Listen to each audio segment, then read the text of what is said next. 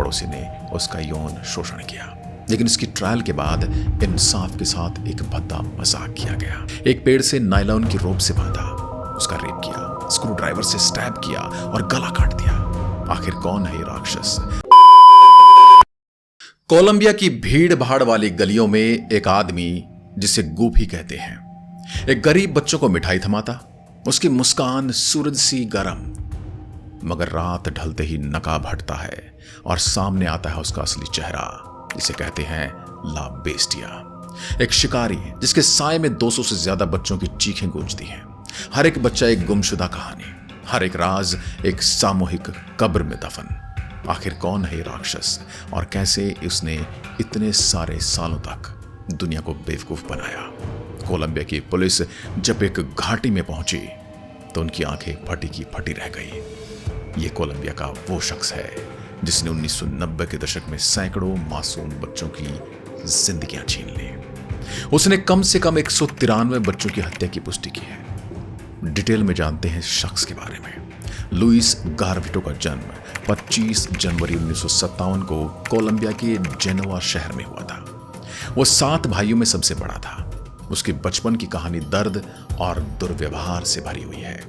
उसके पिता एक औरतबाज यानी कि अय्याश इंसान थे, जो परिवार को शारीरिक रूप से भी पीटते थे और मानसिक प्रताड़नाएं भी दिया करते थे। घर में हमेशा झगड़े होते। लुइस और उसके भाई बहन पिता से तो छिपते फिरते रहते। स्कूल में उसे चश्मे की वजह से गरा बाटो कहकर बुलाया जाता।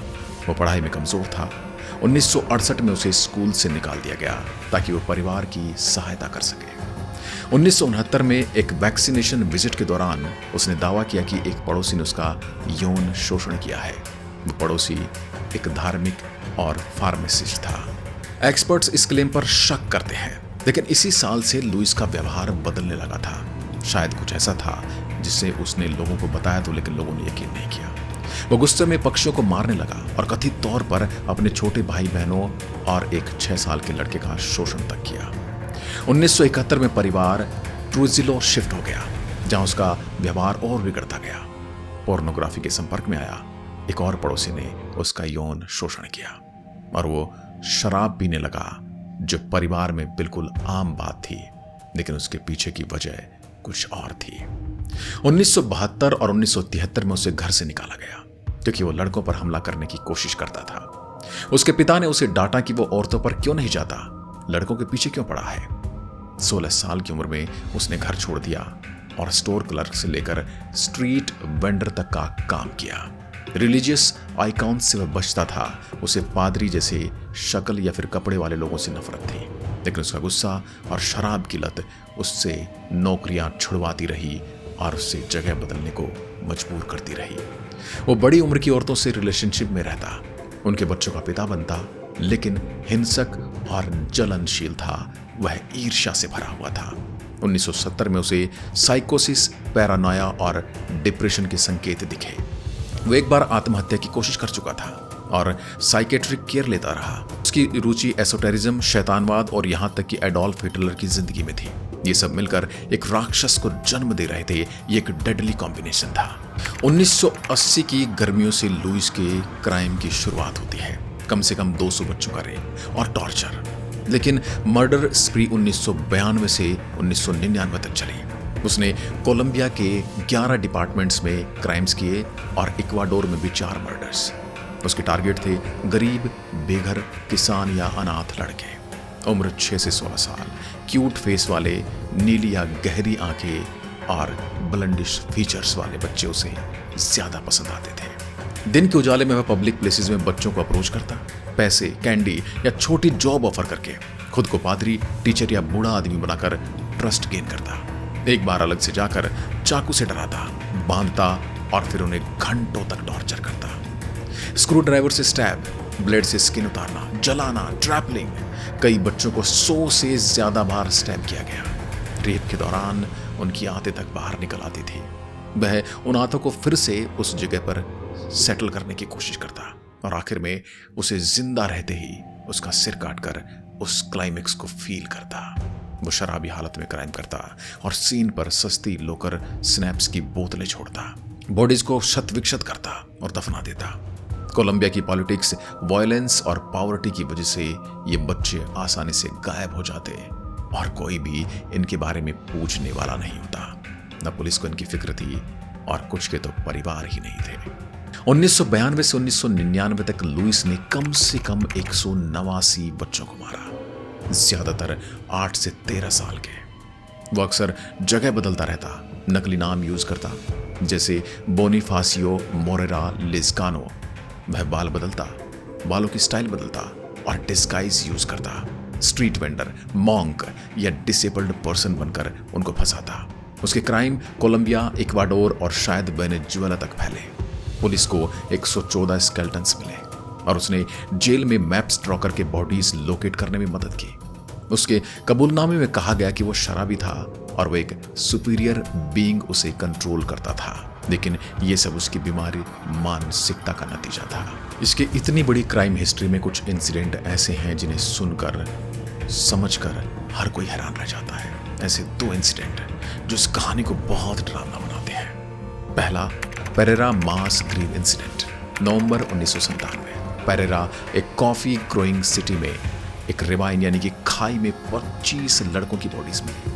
यह खोज इतनी भयानक थी कि पहले इसे सैटनिक कल्ट से जोड़ा गया, यानी कि इसे तांत्रिक क्रियाओं से जोड़ा गया। बॉडीज टॉर्चर्ड थी, गले कटे, चेहरे को बिल्कुल शत विक्षत किया गया, सेक्सुअल अब्यूज और कत्ल।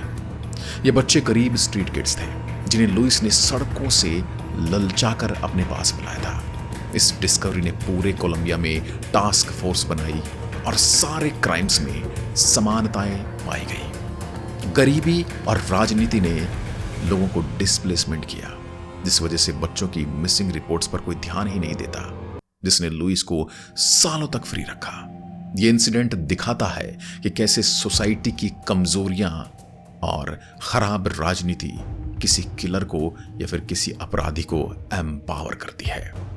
दूसरा इंसिडेंट, सिल्विनो रोड्रिगेज का मर्डर, जून 1996। 14 साल का सिल्विनो टुंजा शहर से बाहर मिला, उसका सिर कटा हुआ, बॉडी टॉर्चर्ड। लुइस ने उसे स्ट्रीट से पैसे का लालच देकर अपने पास बुलाया था। एक पेड़ से नायलॉन की रोप से बांधा, उसका रेप किया, स्क्रू ड्राइवर से स्टैब किया और गला काट दिया। बॉडी पर सेक्सुअल अब्यूज और 100 से ज्यादा स्टैब्स मार्क्स मौजूद थे। यह केस पुलिस के लिए एक क्लू था, क्योंकि पास में शराब की बोतल मिली जैसी हर जगह मिलती रही थी।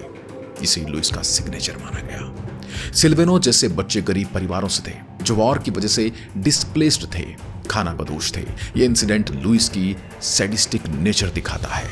वो बॉडीज के साथ घंटों बैठता और कभी कभी उनके सामने पोज देता और पूछता, मैं कैसा लग रहा हूं। आखिर इस बीस्ट का अंत कैसे हुआ?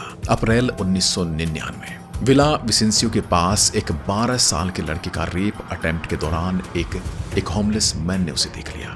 एक बेघर आदमी वहां से गुजर रहा था। लुइस की फेक आईडी के साथ उसे अरेस्ट किया गया। मार्च 1999 में उसके रिलेटिव ने एक केस सौंपा जिसमें विक्टिम की फोटोज और क्रिप्टिक नोट्स थे, उसकी ट्रॉफीज थी।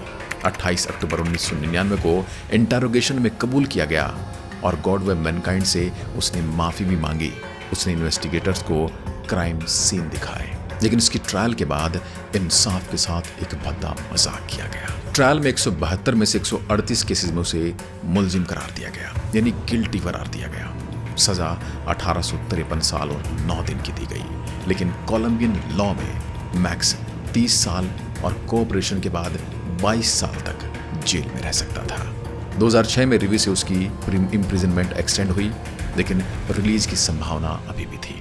2006 में एक टीवी इंटरव्यू में उसने कहा वो पॉलिटिक्स ज्वाइन करके अब्यूज्ड बच्चों की मदद करेगा, जिससे पब्लिक आउटरीच हुआ। उसे जेल में अलग रखा गया क्योंकि दूसरे कैदी उसे मार सकते थे। आखिर में 12 अक्टूबर 2023 को कैंसर से उसकी मौत हो गई। इस कहानी से हमें एक सबक मिलता है। लुइस कार्विटो की स्टोरी कोलंबिया की सोशल प्रॉब्लम्स, पॉवर्टी, वायलेंस और नेग्लिजेंस को हाईलाइट करती है। उसके क्राइम ने दुनिया को झकझोर दिया। अगर आप ये वीडियो देख रहे हैं तो चैनल को सब्सक्राइब करें, बेल आइकन जरूर दबाएं ताकि ऐसी ही स्टोरीज आप तक पहुंचती रहें। इसके अलावा यदि आप कोई स्टोरी देखना चाहते हैं या सुनना चाहते हैं तो कमेंट में अपना नाम बताइए और हम वीडियो में भी आपका नाम बताएंगे। आज के लिए बस इतना ही। जय हिंद, जय भारत।